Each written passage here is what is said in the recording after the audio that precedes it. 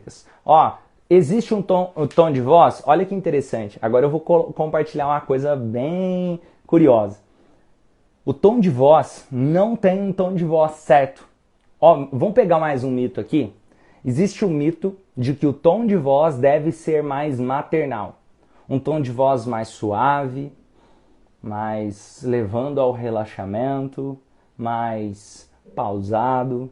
Existe esse mito. Quer dizer que esse tom de voz é efetivo? Sim, ele é muito efetivo. Inclusive, o Milton Erickson utilizava muito desse tom de voz. Por exemplo, trabalhando com ericksoniano e tal. Só que ele não necessariamente precisa ser esse tom de voz não para funcionar. Por exemplo, na hipnose clássica, muitas vezes usa tom de voz mais paternal. Nem sempre, mas muitas vezes usa mais paternal e mais direto ao ponto e funciona também. Vai depender da pessoa. Um exemplo prático. Eu tenho uma voz mais enérgica. Repara o meu jeito de falar? Eu uso mais energia na voz.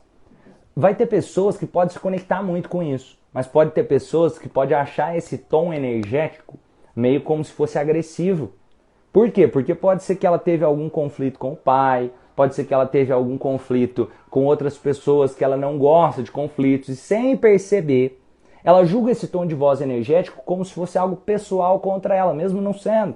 Mesmo eu aqui, eu estou com a intenção de contribuir, eu estou colocando amor, eu quero contribuir, eu amo transformar e levar a transformação para as pessoas. Só que as pessoas podem construir na cabeça delas essa ideia de que, nossa, o jeito que ele fala é muito alto, ou rápido, ou agressivo, não sei o quê, e a pessoa cria essa história. Só que vai ter pessoas que vai amar falar mais, ouvir alguém que fala mais alto, ouvir alguém que fala de forma mais enérgica. Um exemplo, se a pessoa começa a falar num tom mais maternal, o que eu já percebi comigo? Eu começo a querer dormir. E não estou dizendo que isso está certo ou está errado, não. Mas é um exemplo, você tem que entender quem está na sua frente. Eu já percebi que quando a pessoa vai muito nesse tom maternal, o que eu faço? Eu durmo.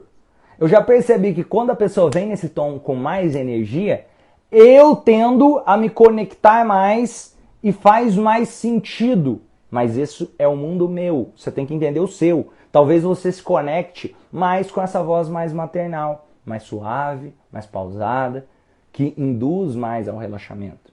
Outras pessoas vão se conectar mais com esse tom energético. E outra, ninguém é 100% um ou o outro não.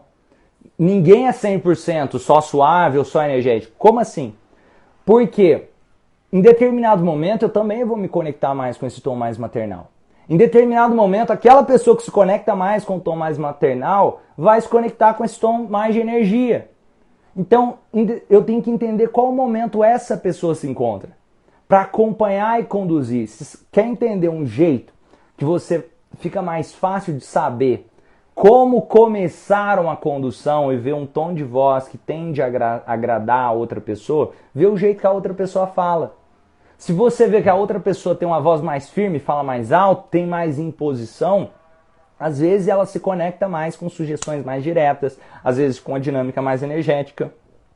Se você vê que a pessoa ela fala mais baixo, que ela é uma pessoa mais na dela, pode ser que ela já comece se conectando com esse tom mais maternal, na maioria das vezes.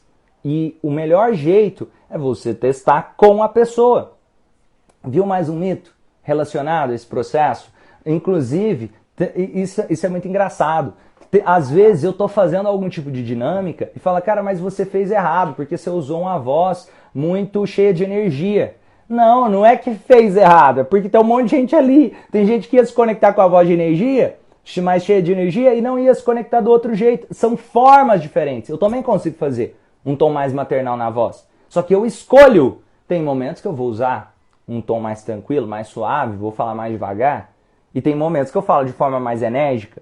Ter esse bom senso de que não é porque fez errado porque falou de forma mais enérgica ou fez errado porque falou de forma mais suave. Beleza? Ó, eu falo mais baixo e gosto de tom mais alto. Olha que interessante. Pode acontecer também.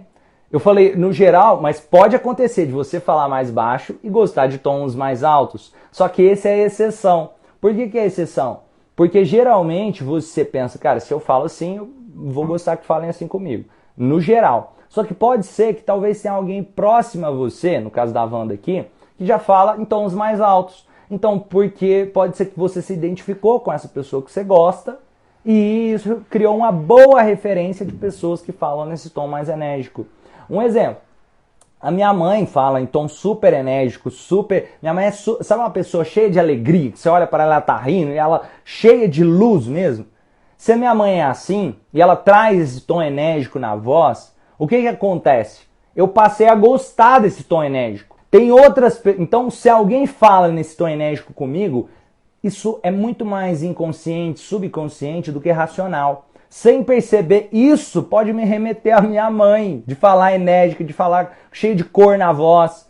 Agora, se uma pessoa começa a falar muito baixinho, muito suave, é como se falar, cara, isso aí não remete muito às pessoas de identificação comigo.